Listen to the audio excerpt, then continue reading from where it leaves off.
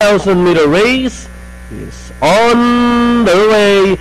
We have Akire Onileva, but now we have the favorite, Crystal's Beauty, moving up in between the runners is Speedmaker running on the outside, then followed by Forbidden Fruit as they rounded the 600.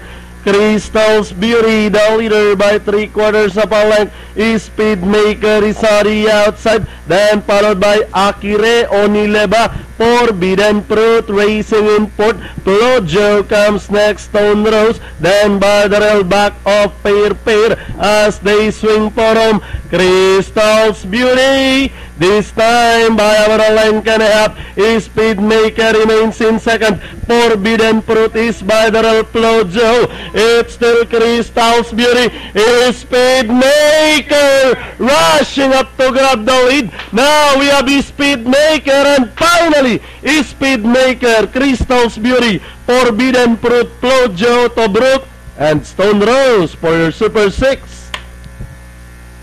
Hey, siya na lumutya, siya pa nagwagi, crossing the wire first.